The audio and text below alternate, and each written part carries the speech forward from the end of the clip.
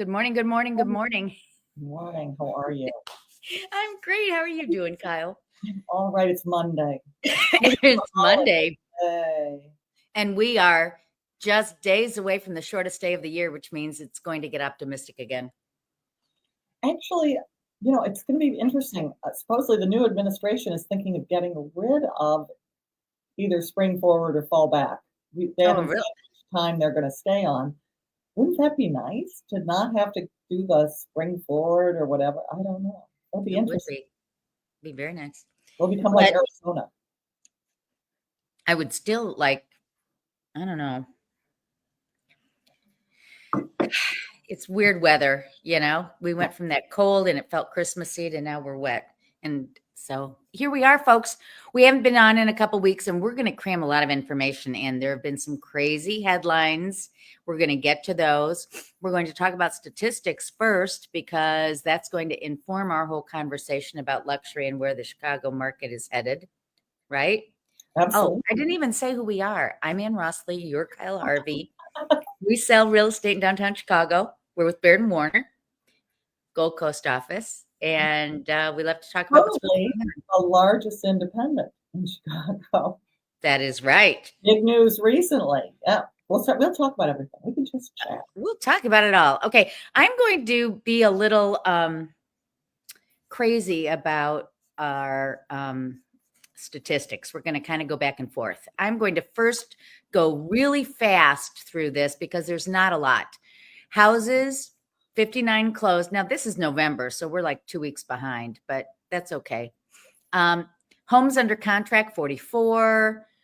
Homes for sale, 194, the lowest ever. And then just to put it in perspective, I gave you since 2008. You can see us under the 200 there. It's crazy low. 2.4 months worth of supply. We'll talk about that soon. Median sales price is just about $1,350,000. And the average home's getting 4.3 showings per month. Okay, attached, which is condos, townhomes, and co-ops. 631. Look at this. This is the highest November number of closings in 4 years. Same with under contract. And still the number is low. Yeah. So I found that to be highly interesting. And again, here's what it looks like since 2008. You can see it. Crazy, but yeah. Right? Not so. Okay. 2.4 months supply and 444 almost is an all-time high. Okay. 2 more slides and then we're going to go into pricing. We're just down 1.1% on attached versus last year, which was down a quarter from the year before that. Mm-hmm. Single family homes are up despite year to date. We saw that we were down in November, but we're up. So highly interesting stuff there. And now I want to look at it by price because we're going to talk in a few minutes about the luxury market in Chicago. So this is broken down by price, and you can see on the chart, 800,000 or less, which you and I work mostly, Lincoln Park, Gold Coast. So single families under 800 don't exist in our price point. But, we're including up through, Lincoln Square, North Center, Logan Square, and there are some homes there. So 800 to $1.5 million is really the sweet spot. 24 homes closed in that price range. $1.5 million to 250, 14, and then 25 or more was 7. And now pending, you can see that between 800 and 2.25, we've got 27. A huge, that's the sweet spot of our marketplace. Yeah. Only 3 over 2.5 are under contract, but look at what's for sale. So there was a time when 800 to $1.5 million was the most of what was on the market. Those are scarce. Yeah. Those are like unicorn properties. If you look on the far right, you'll see purple is the most. We currently have 77 homes on the market that are 2.5 or over. Well, these are for sale. Oh, wow. Yeah. The charts keep moving and they look sort of similar, but yes. So, right. So if you're under 2250, you're selling. Yep. But there's just this, and I think it started during COVID, don't you think? Because during COVID, the luxury market was crazy town. And we were selling things within a short period of time, which we hadn't done. You know, prior to COVID, it wasn't unusual to have a year's worth of luxury inventory on the market. Oh, certainly. Certainly. And by luxury, I'm talking like 2250 or 25. Yeah. Um, Serious luxury. I mean, just so everyone in the audience knows, in the industry, luxury is considered $1 million or more. But as prices have gone up, and as the definition of luxury has narrowed, it's really about over two. right. Right. Yeah. Well, the Depending on median single family in our marketplace, as we just saw, was 1,350,000. So, and yeah, that's not a luxury house. That's a no, median regular house. Yeah. right. Yeah. All right. So, here's homes for sale by price, broken down within the last 3 years, so you can really see it better. Yeah. Instead of the multiple years. So you can see how in 2021 we had a fair amount of 800 to 1,500,000. Now we've only got just over 40. What do we have? 42 of them and 77. So, well, but also if you think about it, let's go back for a second. Really, in the last 10 years, builders have been building the blue homes. If you look at the MLS for new construction, in the main, I'm putting aside the luxury builders who are building in Lincoln Park. The North Center, the Logan's, the new homes are really built for the blue line, 800,000 to 1,500,000. and they get snapped up. And they get snapped up. So you're seeing that there are a lot of them because they know they're building for the demand. Right. Right. And but so, you're right. They're more like West Wicker Park, Logan, Avondale. all of really the new construction, I mean, some of it is over that, but the stuff that gets snapped up right away is in that price. I mean, it's also starting in Bridgeport. Yes. It's happening in Hyde Park. It's happening all over. That is the target market for new homes. Right. But you have to go out a little bit to get there. Oh yeah. Because there's not, the land is too expensive otherwise. Yeah. This I think is really interesting. This is the month's supply by price range. Because remember, we were just looking at the entire market as being like 2.4. But really look at it. If you look in the sweet spot of like 800 to 2250, you're only at 1.3 months or 1.7 months. It's this 2.5 and over that's bringing it to a 2.4 because they're at 8.4 months worth of supply. Yeah. So when we say we've got a hot market, it's generally speaking even hotter than we've been saying. Is my But and we'll get to this, but what's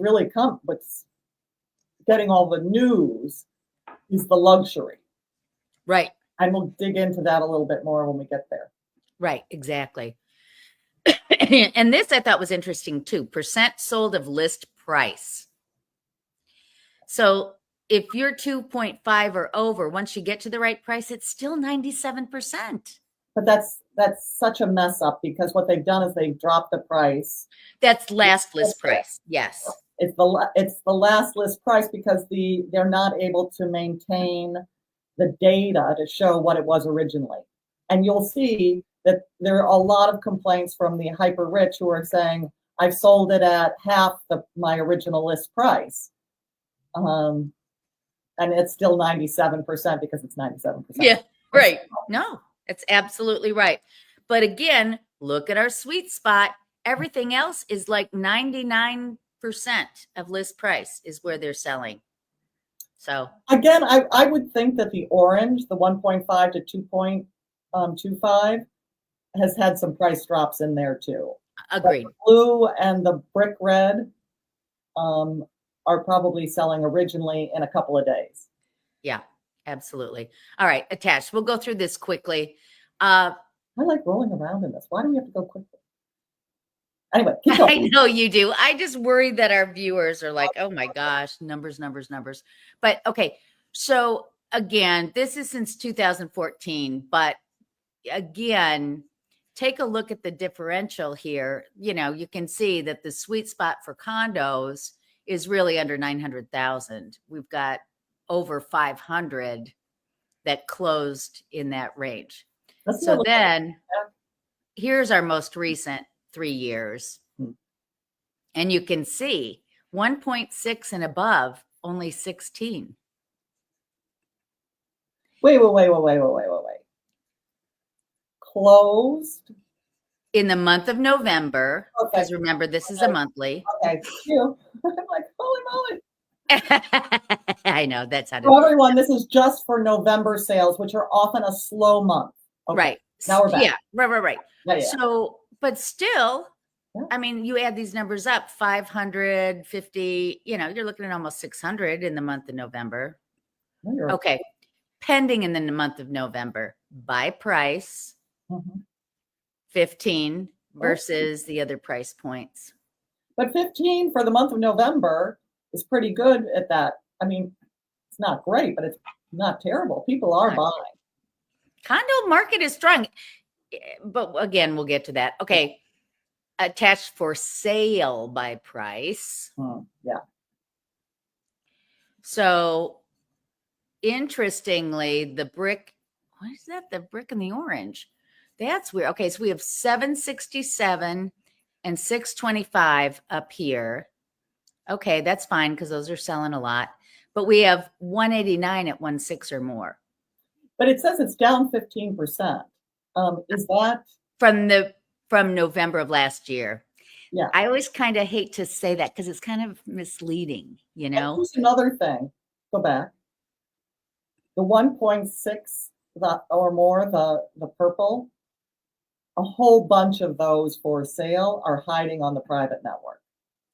Oh, that is so true. Now, this is November, and you're right. When we see November's numbers, it'll be decimated even more. Everyone will have shifted to the private network to save days on market. Go ahead. Okay, but let me just say this one more time. 1.6 and above, 15 went pending, but there are 189 on the market. So not even 1/10 went under contract of what was available for sale in that price range. Wait. Pending and contract are different. Pending means it's closed in the next 2 weeks. Pending, well, people are lazy about it. Oh, yeah. Most people go from contingent to sold. Right. They don't stop at pending. So again, people, we haven't perfected. Right. But it's the best we can do. But, well, okay, let's look at it this way then. Closed in the month of November, 16 versus 189. Yeah. And a whole bunch hiding on the private network. So again, here's our attached month supply. 2.1, 2.1, 3.6 for the 900 to 1,000,006 and 9.5 months. Yep. So, okay. Percent sold of list price, again, look at that. It's very high. All right, so that's that. Now, I want to show you one more thing because I really geeked out, and I just did this right before we went on the air. This is 2024 all year, broken down by price range. So I'm really geeking out here. This is the number of days for the properties in those price points. On the left 3 columns, it's sold. The next 3 columns on the right, that's pending. The point here is you can see that let's just look at this middle column of number up here. So you got the prices on the left and the sold, the number of units, 600 to 800, 56, 52, 57, 81. And then you get to, now this is single family only, by the way, million to 1,099,000, 535. So as we said, that is the hot spot in our marketplace for single family pricing. And you can see the average market time for those was 62 days. But then as you go up, 5 million and over, 600 days, 400 or 4 million and over, 112 days. Here it is. And you can see it by price. When you get to that high price, the number of days just goes off the charts. Yeah. And here's both sold and pending, and it goes off the charts. Here's active. Now, that was only one property, by the way, so that's an outlier. So anyway, my point is, higher the price, the longer the market time, luxury is sitting. So that leads me to you. We're going to talk about behind the headlines. And because I screwed us up, you're going to have to bring up your slideshow again. It's there. Oh, I don't see it. It's under present. It's right there. I don't have it, darling. Bring it up again. How do I bring it up? There you go. Now it's there. There we go. You bring it up just like that. That's how you do it. Look how, so people, I just want you to know that I am a real estate. Now, she's talking only to people. She's not talking to cats or dogs. Just in case you're wondering, Rufus and Hazel are not being addressed here right now. Graphic design is not my strength. So you did great on this. Note how pretty. Don't you dare apologize. This is awesome. You killed it. Okay. So, and we're going to redo the coffee cup with the new BW logo when we have for 2025. So the topics today are the recent reporting, Wall Street Journal, we're calling you out, on Chicago luxury prices. The New York Times, the second topic is the New York Times. Oh, what are you doing? Wait, what happened there? Here we go. Reporting on buyer frustrations. That was in yesterday's front page. And then interest rates, what's happening. We have a Fed meeting this week. Okay. So, and yes, there's too much data. There's too much type. Well, you can read it to us. From here. Okay. So the Wall Street Journal reported on Friday that it's not just Ken Griffin. Rich Chicago residents are losing their shirts on real estate. Ken Griffin owned the top 4 floors of the most expensive and probably the premier address in Chicago, 9 West Walton. Right. I understood, and I don't know whether this is true, that he wanted the top 4 floors, but he wanted them different than the floors that the Lechinger company was planning to do. So that's why it looks sort of like a top hat on top of a building. They're higher ceilings, bigger, and it's got a private entrance.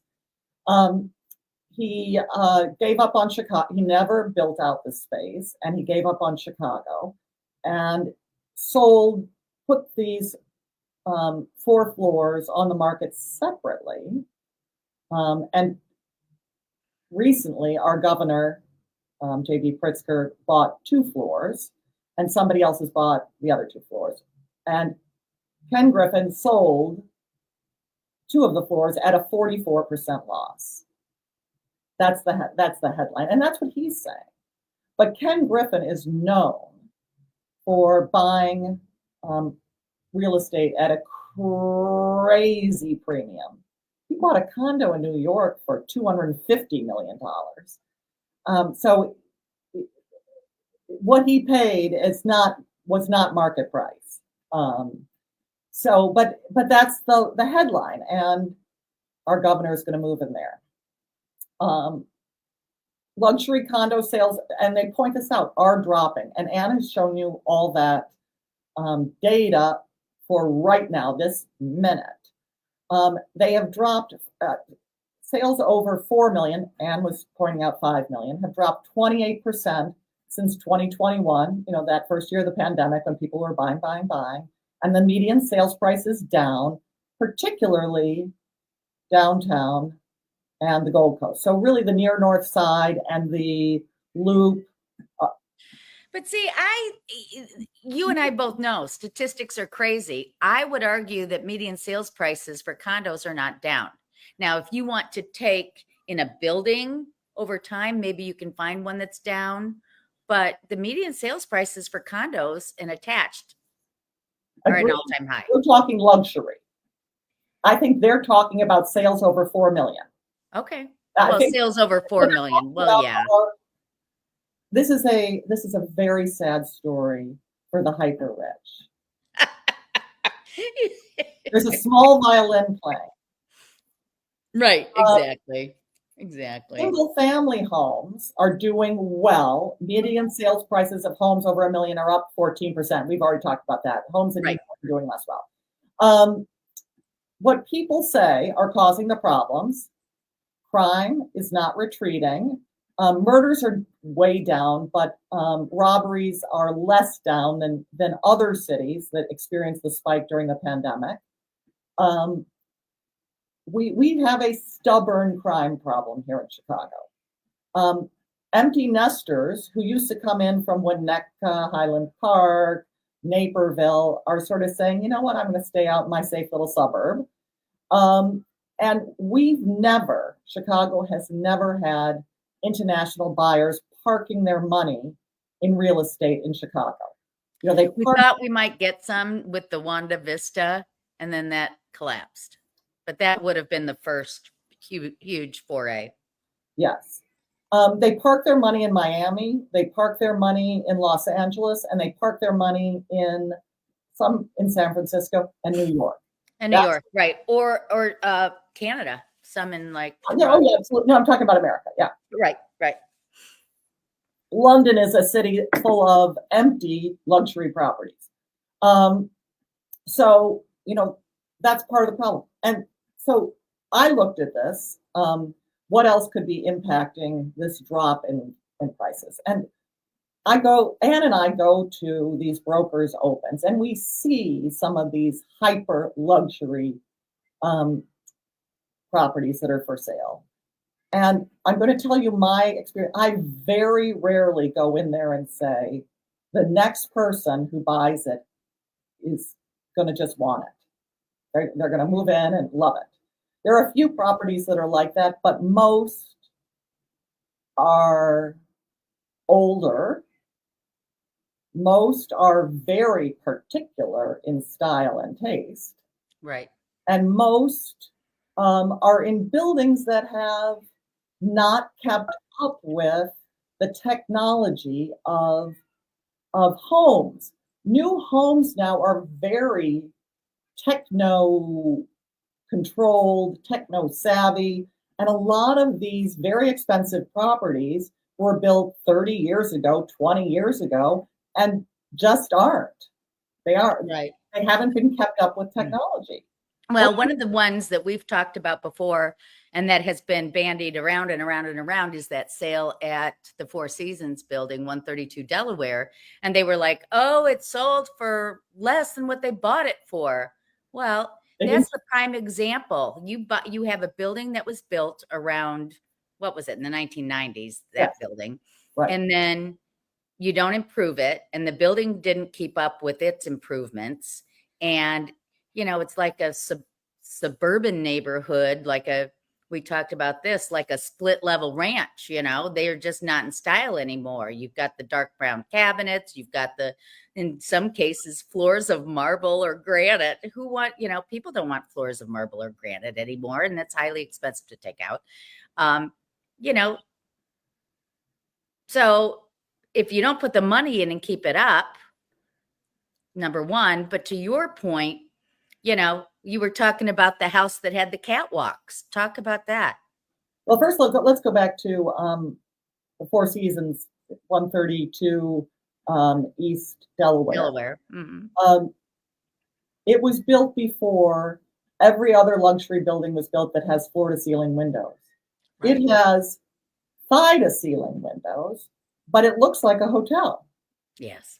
Yeah. And that's not what's cool. Now, there are two condo associations within that building. The second one is lower at 77 East Walton. And that has floor-to-ceiling windows because it was the commercial space. And the commercial space was built out with floor-to-ceiling windows. It looks much more modern. There are a bunch for sale in that building, too.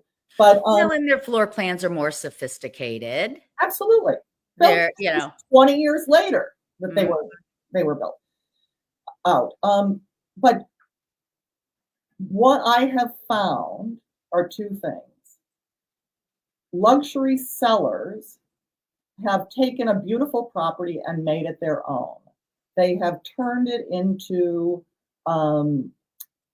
their dream home that's with fitted out in the ways that they want to live. There's a house, and Anna and I are talking about this. A house, it's at like 1401 Astor Street.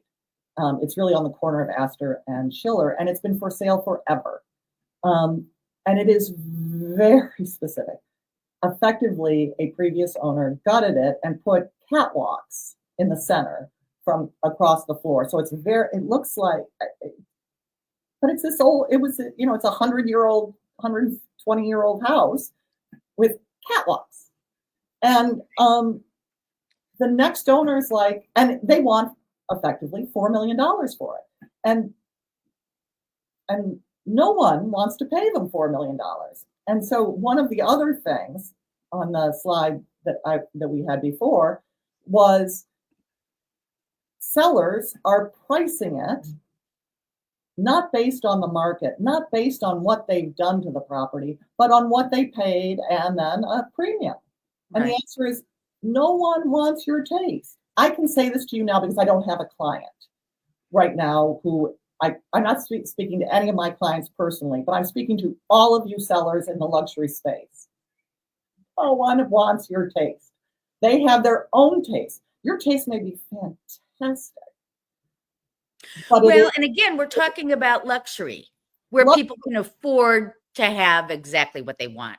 If you're an entry-level buyer, you're going to have to make choices and balance location, amenities, whatever, because and most of America, let's face it, the 99.9% of us, we balance it out. But the luxury buyer, they want what they want, and they want it when they want it. And if somebody who's going to pay $4 million or $5 million for a property, your place may be perfect, but they're going to want to change. Right. Absolutely right. So they'll price it in there. I'm going to invest $1,000 a square foot, and my response is on what? But they want to change it. And going back to like the Four Seasons, if you're selling a condo or a co-op, Kyle, at $2 million, your clients expect Lutron. They expect remote shades, right? They expect heated floors and bathrooms. Yes. There are just certain things they expect. And they do not want developer finishes. No. They want you to have done something perfect that is not what the developer did. Right. And I'm looking at, 77 East Walton was built in about 2010 or built out in around 2010. And it was, what's his name? Gone right on my Nagel. You know what? Those people. I forget the name. Anyway, very well respected architects and good choices, really good choices. But all those kitchens are the same, and they're all for sale with the same. No one's changed the kitchen at all, and except one. But put that one to a side because it's highly unique. But they're not going to. The next owners don't want those kitchens. They're all dark brown wood. Nobody wants it. And so it's the price that people are going to get is for a changed kitchen. It's just the days of expecting your high property to go up in value when you've made when it's already expensive, when you bought it expensive, is done. Right. In Chicago, you're not going. And let's say this one more time. I say this to every buyer I ever work with. You do not make money on the sell side. You make your money on the buy side. Yeah. So if you want that luxury address and you're willing to pay a lot for it and put money into it, great, but you're not going to get that money back out. Probably So, not. Especially if you have some dream that you want to experience, a way of life you want to experience through your home, you're not going to get it out. right. So, okay. But okay, wouldn't you summarize though by saying, "Oh, you have more. Oh, go, go, go, girl." No. That's just this on this story. Okay, keep Real going. estate. So, yes, the hyper expensive properties are selling at much less, but there's a reason for it. They're overpriced to start. They haven't been invested in. Stylistic choices make them unappealing. And in Ken Griffin's case, he way overpaid. Right. According to the New York Times, and we all know this, and this is just to summarize what we've been saying all year round. The buyers are really frustrated because there's just not enough, and there are not enough properties, and what exists is being snapped up because most of the buyers are in the lower entry level range. Right. Low inventory, especially at entry level prices, rising home prices, and today's mortgage rates are higher than most homeowners have in place, which is why all of that spells inventory problem. Right. This market was the slowest, meaning numbers of transactions, since 1995, when the population of the US was something like 20% lower. Okay, crazy. That's scary. And the problem is caused by supply, not demand. And Ann and I talked about this earlier this year. In the US is underbuilt for homes. Zillow says we are short $4.5 million homes nationwide. Freddie Mac says that number is only 3.7 million homes. So, and the reason for that is borrowing costs are higher, labor costs are higher, material costs are higher than they've ever been, and right. New housing starts in September, which is a big month for housing starts because you still have good weather in America, dropped 6.9% nationwide. So it is not being solved in 2024-25. 2025, unknown, but the National Association of Home Builders expects 1 million new homes next year. That's a start. It doesn't cover the shortfall. So this morning I got an article from NAR, the National Association of Realtors. It says that their chief economists and the chief economist for realestate.com are saying they're optimistic about growing inventory. And the growing inventory that they're citing in these articles are interest rates are likely to be in the sixes, which they've been for a couple of days, for a little bit. And that home sellers are going to be finally willing to trade their homes. That's low enough for people.